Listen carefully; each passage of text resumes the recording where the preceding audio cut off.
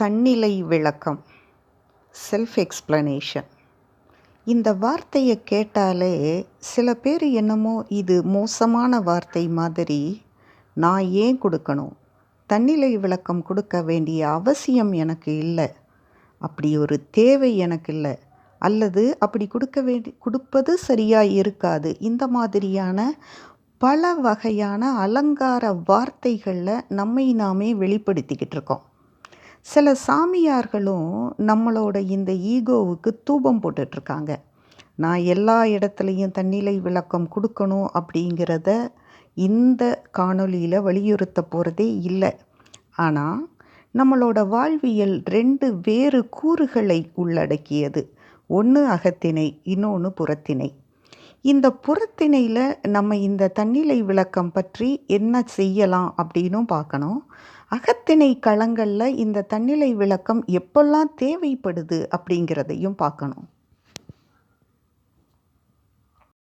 சத்குரு ஜக்கி வாசுதேவ் மாதிரியான நல்ல அறிவாளிகள் செல்ஃப் எக்ஸ்ப்ளனேஷன் கொடுக்காதீங்க அப்படின்னு பேசுகிறது அது புறத்திணை களங்களில் மட்டும்தான். அவங்க பேசியிருக்கிற ஒவ்வொரு விடயங்களும் ஒரு இன்னோவேட்டர் ஏன் எக்ஸ்ப்ளனேஷன் கொடுக்கக்கூடாது, ஒரு கம்பெனியோட மேனேஜர் ஏன் கொடுக்கக்கூடாது, அந்த வகையில் தான் அவங்க எல்லா தன்னிலை விளக்கம் வேண்டாம் அப்படிங்கிற கருத்தையும் பதிவு பண்ணியிருக்காங்க. அதில் தப்பான சில விடயங்களும் உள்ளே இருக்குது. ஒரு சிங்கம் தான் கர்ஜிக்கிறதுக்கு விளக்கம் கொடுக்கணுங்கிற அவசியம் இல்லை, அது சிங்கம் அதனால் கர்ஜிக்குது அப்படின்னு சத்குரு ஜக்கி வாசுதேவ் அவர்கள் சொல்லியிருப்பாங்க. ஆனால் ஒன்று தெரியுமா, ஒரு சிங்கம் கர்ஜிக்கிறதுலையும் பலவிதமான அர்த்தங்கள் இருக்குது. ஒரு சிங்கம் மற்ற மிருகங்களை தண்டிக்கிறதுக்கு அல்லது கண்டிக்கிறதுக்கு ஆணையிடுறதுக்கு கர்ஜிக்கிறது ஒரு வகையாக இருக்கும். அதே சிங்கம் தன்னோட இணையிட்ட ஏதோ ஒரு தகவலை பரிமாறுறப்போ கர்ஜிக்கிற தோரணை வேறு மாதிரியாக இருக்கும். அதே சிங்கம்தான், அது தன்னிலை விளக்கம் எங்கேயும் கொடுக்கல. ஆனால் அந்த சிங்கம் என்ன செய்யுது அப்படின்னா, இதுதான் அப்படின்னு சொல்லிட்டு தன்னோட கர்ஜனையில் சொல்லுது. அதே மாதிரி இந்த மனிதன் தன்னோட ஆஃபீஸில் தன்னோட அலுவலகத்தில் கர்ஜிக்கலாம், எல்லாம் செய்யலாம். ஆனால் தன்னோட அகத்திணை களங்களில் வர்றப்போ அவன் என்னோட இந்த டோனுக்கு இதுதான் அர்த்தம் அப்படின்னு சொல்லிட்டு விளக்கமே கொடுக்காம புரிய வைக்கணும்ல. புரிய வச்சாதானே அது வாழ்வியல். அப்போது நான் சரியில்லாதவனா, தன்னிலை விளக்கம் கொடுத்தா நான் சரியில்லாதவன் அப்படின்னு சொல்லிட்டு அர்த்தமாயிருமே. அப்போ நான் சரியில்லாதவனா, நான் சரியானவன், நான் எந்த தப்பும் பண்ணலை, அப்புறம் ஏன் நான் தன்னிலை விளக்கம் கொடுக்கணும்? இது அகத்திணை. இங்கே சரி தவறு அப்படின்னெல்லாம் தீர்ப்பு எழுதுறதுக்கு நீதிபதிகள் கிடையாது. இங்கே இருக்கிறது உங்களோட இணையர், அவ்வளவுதான்.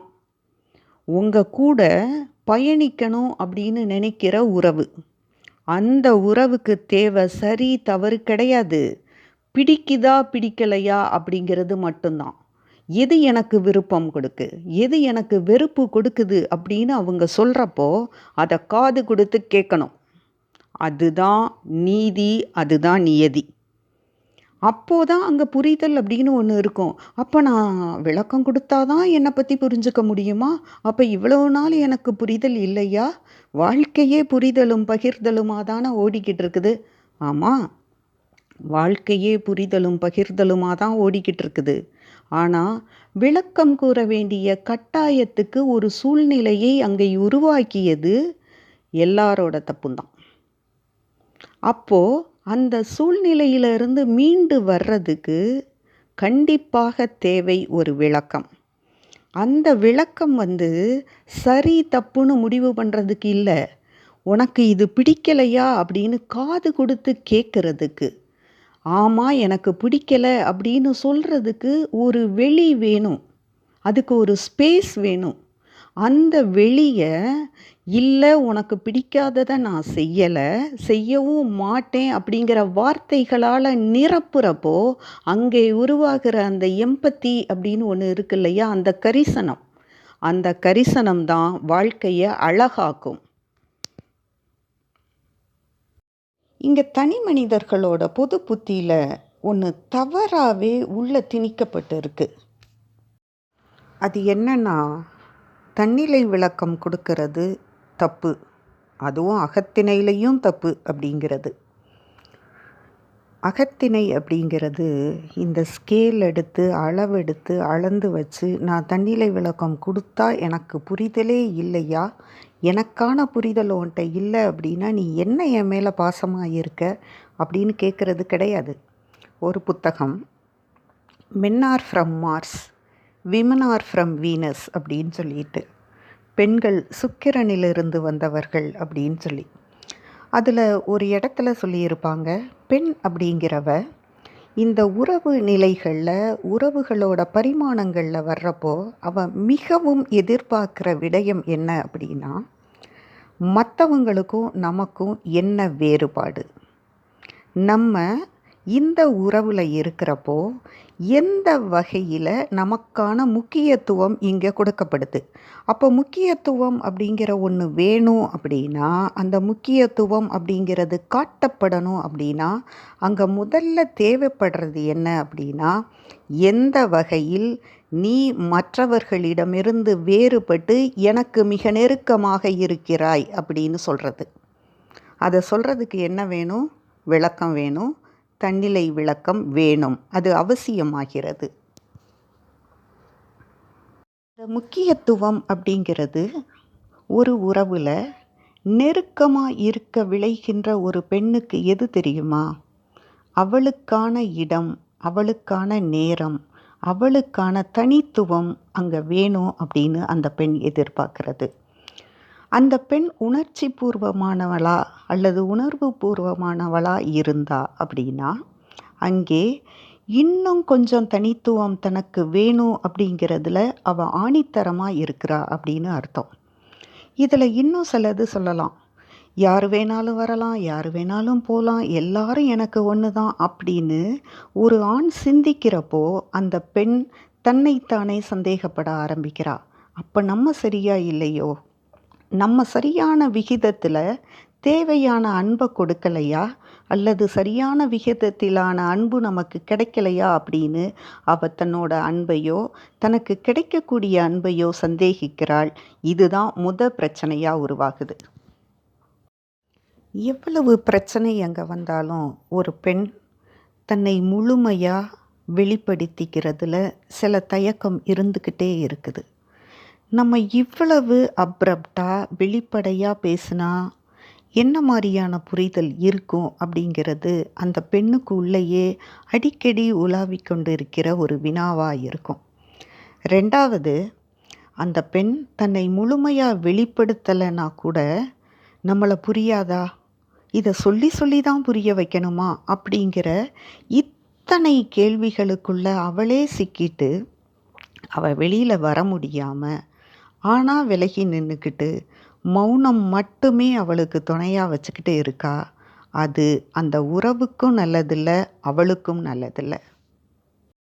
நாம் 10ஓட 11 நடத்தப்படுறோமோ அப்படிங்கிற கேள்வி ரொம்ப ஆணித்தரமாக அந்த இதயத்துக்குள்ளே இறங்குறப்போ தான் உறவோட விரிசல் முதல் படியை தொட ஆரம்பிக்குது. இந்த விரிசல் விட்டுக்கிட்டே போகலாம். அப்படி நடக்கக்கூடாது அப்படிங்கிறதோட போராட்டம் 2 பக்கமும் இருக்கணும். ஆனால் இங்கே பெண் தன்னை எப்போவுமே ஐயோ இந்த உறவு விரிசல் விழுந்து விடக்கூடாதே அப்படின்னு நினைக்கிறா. ஆனால் ஒரு ஆண் விரிசல் விழுந்தாலும் நான் நானாகவே இருப்பேன் அப்படின்னு சொல்லிட்டு டிக்ளேர் பண்ணிக்கிட்டு இருக்கான். எப்படி இது சாத்தியமாகும் அப்படின்னு தெரியல. உண்மையிலேயே ஒரு தரவு, ஒரு புள்ளி விவரம் சொல்லுது, ஆண்களை விட பெண்கள் மிக தீர்க்கமானவர்கள் அப்படின்னு சொல்லிட்டு. அதுவும் சில பெண்கள் இருப்பாங்க, நிறைய வாசிச்சிருப்பாங்க, நிறைய பேசியிருப்பாங்க, அவங்களால எல்லா பிரச்சனைகளையும் மிக எளிதாக புறத்திணை களங்களில் ரொம்ப சர்வசாதாரணமாக கையாள முடியும். ஆனால் அகத்திணை களங்களில் அவங்க கொஞ்சம் நிதானிக்கிறாங்களா, யோசிக்கிறாங்களா, பயப்படுறாங்களா, அந்த பெண் ஏன் இப்படி இருக்கா அப்படிங்கிறதுக்குரிய விடை அந்த பெண்ணிட்டையே இருக்க மாட்டேங்குது. புறத்திணை களங்களில் தன்னிலை விளக்கம் அவசியமே இல்லை அப்படிங்கிறத ஆணித்தரமாக நம்புகிற ஒரு பெண். ஆனால் அவளோட அகத்திணை வாழ்க்கையில் விளக்கத்தை எதிர்பார்க்குறா அப்படின்னா, விளக்கம் கூறுறா அப்படின்னா, அங்கே எங்கேயோ ஒரு இடத்துல ஏதோ ஒரு பிசுறு இருக்குது அப்படின்னு அர்த்தம். அந்த பிசுரை சரி செய்ய வேண்டிய அவசியம் அந்த இணையர் 2 பேருக்கும் தான் இருக்குது. 2 பேரில் ஒருத்தருக்கு மட்டும் இல்லை. நான் இந்த வீடியோவில் முதல்ல சொன்ன மாதிரி, வாழ்க்கை அப்படிங்கிறது, இந்த வாழ்வியல் பயணம் அப்படிங்கிறது கண்டிப்பாக பிடிச்சிருக்கு, சரி தவறு அப்படின்னு இல்லை. சரி தவறுன்னு இங்கே யாரும் தீர்ப்பெழுத போகிறதில்ல. வாழ்க்கைங்கிறது ஒரு பயணம். அதில் விருப்பங்கள் நிறைய இருக்கணும், வெறுப்புகள் கம்மியாக இருக்கணும். எனக்கு இது பிடிச்சிருக்கு அப்படின்னு ஒரு பெண் சொல்கிறப்போ அதை அங்கீகரித்து அதை உயர்த்திக்கிற ஒரு ஆண், இது பிடிக்கலை அப்படின்னு சொல்கிறப்போ மட்டும் ஏன் பிடிக்கலை, நான் இதை மாற்றிக்க மாட்டேன் அப்படின்னு சொல்கிறது எந்த விதத்தில் சரியாக இருக்கும்? இதை ஒரு பெண் வெளிப்படையாக கேட்குறதுக்கும் அவளுக்கு தயக்கமாக இருக்குது. இந்த உறவில் விரிசல் ரொம்ப உயர்ந்துருமோ, இது பாலையாயிருமோ அப்படின்னு சொல்லிட்டு அவள் ஆரம்பிக்கிறா. அதை யோசிச்சுக்கிட்டே இருக்கிறா. எனவே ஆண்களே, தயவு செய்து உங்கள் தன்னிலை விளக்கம் கொடுக்க மாட்டேன் என்ற கருத்தியலை உங்கள் அஃபீஷியல் லைஃப்பில் வச்சுக்கோங்க. ஆனால் இந்த அகத்திணை வாழ்வியலுக்கு விளக்கங்களும் அவசியம். அந்த விளக்கங்கள் அப்படிங்கிறது உங்களை புரியாமலாம் இல்லை, உங்களை புரியும். ஆனால் உங்கள் மேலே இருக்கிற கொள் உவகை அப்படின்னு சொல்லுவாங்க இல்லையா, பொசசிவ், அதோட முக்கியமான படிநிலை. இதேது அந்த பொண்ணுக்கு நடந்தாலும் அவளும் இந்த கருத்தை ஆமோதித்து மாற்றிக்கணும் அப்படிங்கிறது மிகப்பெரிய உண்மை. போதிக்கிறவர்கள் ஏதோ ஒன்றை சொல்லிட்டு போயிடுறாங்க. அது புறத்திணைக்கு உரியதா அகத்திணைக்கு உரியதா அப்படின்னு அதை வேறுபடுத்தி பார்க்க வேண்டிய கட்டாயம் நமக்கு மட்டும்தான் இருக்குது. ஒரு உறவு புறத்திணை களங்களில் அப்ளை பண்ண வேண்டிய ப்ரோட்டோகால்ஸை எல்லாம் இங்கே அப்ளை பண்ணிட்டு இருந்தோன்னா இங்கே எந்த கம்யூனிகேஷனும் நடக்காது. அந்த இடம் வெறும் தரிசாக மாறிடக்கூடிய வாய்ப்பு மிக அதிகமாக இருக்குது. அதனால தான். நன்றி.